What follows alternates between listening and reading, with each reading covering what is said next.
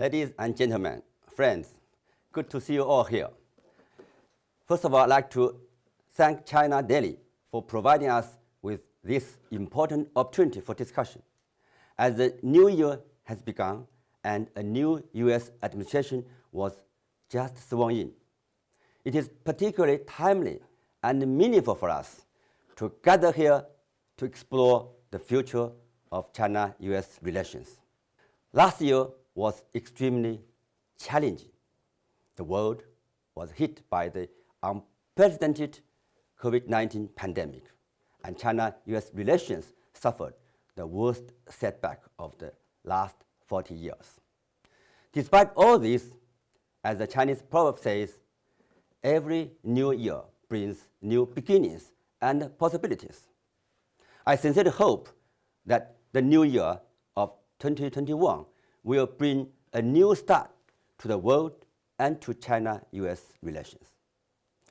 This year marks the 50th anniversary of Dr. Kissinger's historic visit to China, as well as the famous ping-pong diplomacy.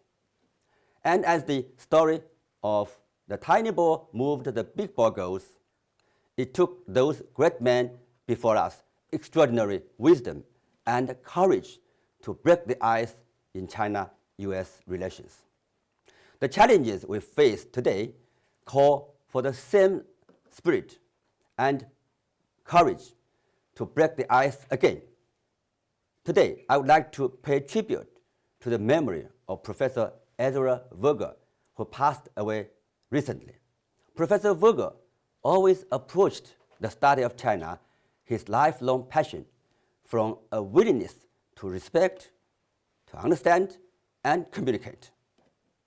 Even in his final days, he urged the Trump administration to adopt a rational policy toward China.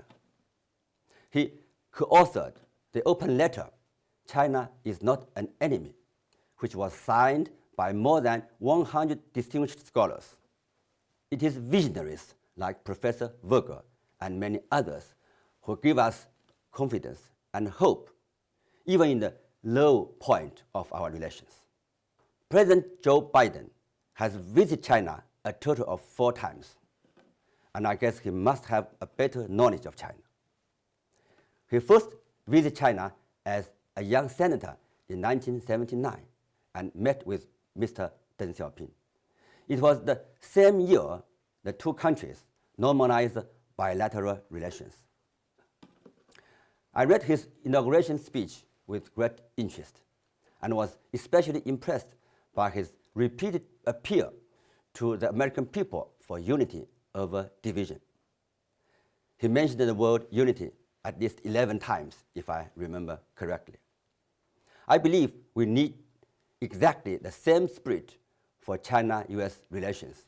In my interview with NBC last year, I said the real enemy of the United States is COVID-19, not China. We are saddened by the loss of 400,000 American lives to COVID-19, even more than the number of Americans lost in World War II. I cannot stop thinking about what could have been done differently. Had the Trump administration chosen science and cooperation over scapegoating and political games, how many lives could have been saved? The Trump administration's misguided China policy in the past 4 years has proven an utter failure in meeting the common challenge like COVID-19. We should learn an important lesson from such failure. China and the United States, as two major countries in the world, should treat each other as partners rather than adversaries, help rather than fight each other, and as the Americans like to say, lead with the power of example rather than the example of power.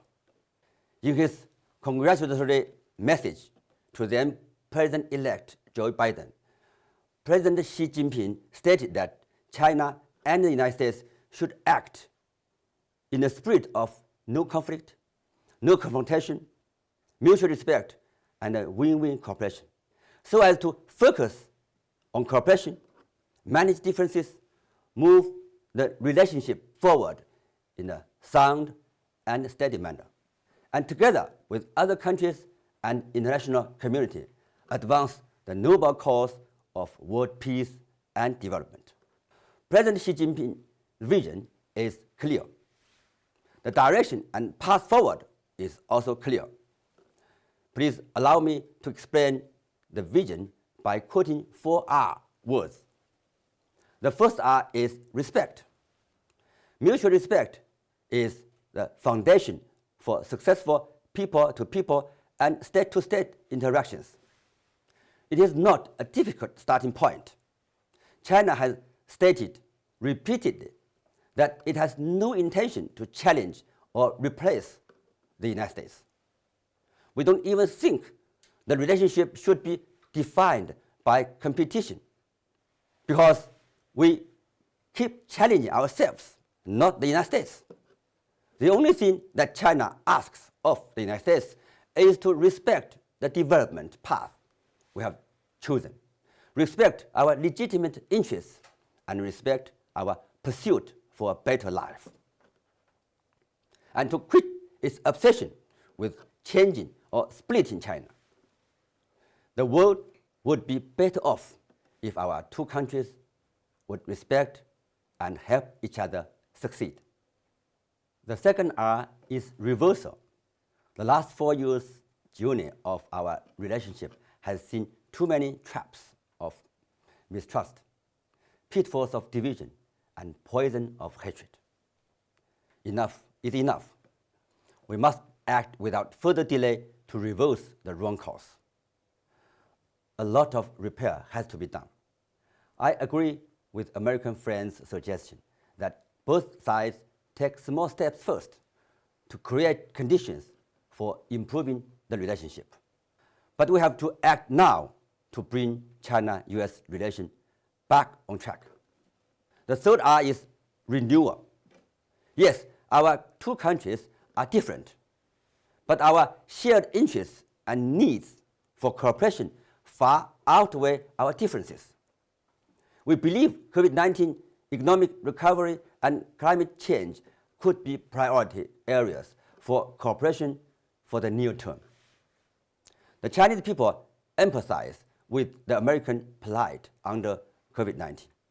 We will continue to support the US COVID response, increase experience sharing on diagnostics and treatment, and work more closely with the United States on the research, production, and distribution of vaccines. We will also enhance macroeconomic policy coordination with the United States to help global economic recovery. On climate change, an issue essential to the future of humanity, China is ready to renew cooperation with the United States. Our closer results-oriented cooperation on clean energy, low-carbon technologies, and environmental protection will go a long way toward protecting Mother Earth. The fourth R is responsibility. As the Chinese proverb goes, a bigger boat is meant to carry more weight. Likewise, American people believe that responsibilities gravitate to the person who can shoulder them.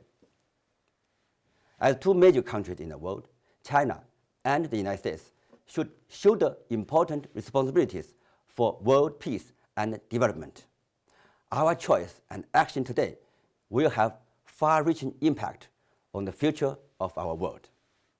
Our two countries enjoyed successful cooperation in the past, like jointly fighting terrorism in 2001, tackling the global financial crisis in 2008, combating Ebola in 2014, and collaborating on the Paris Agreement in 2016. History has taught us that working together, we could get great things done to the benefit of the two countries and the world. In other words, anything is possible when China and the United States choose to cooperate.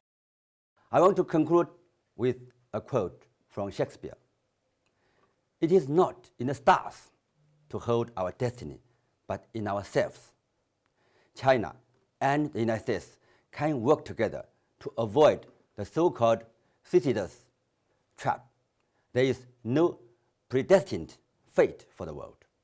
The future of China-US relations and the future of the world depend on what vision we embrace and what choice we make. Thank you.